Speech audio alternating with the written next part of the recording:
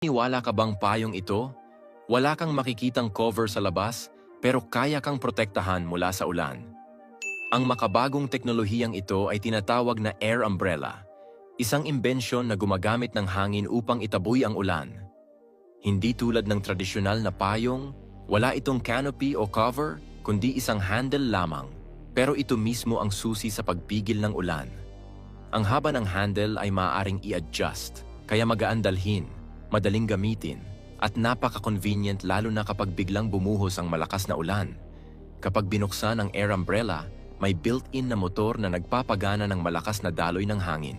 Hinihigop nito ang hangin sa paligid at pinapalabas bilang compressed air sa mga butas sa itaas.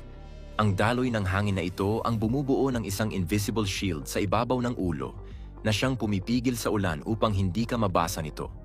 Gayunpaman, may isang limitasyon. Ang baterya nito ay tumatagal lamang ng 30 minuto, kaya hindi ito maaaring gamitin ng matagal sa ulan.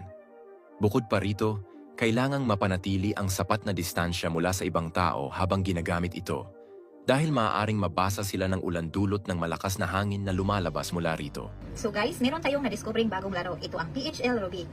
Dito ako kadalasang naglalaro sa Super Ace.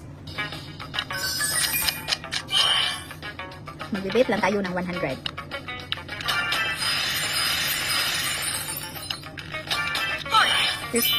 Ayun, scatter!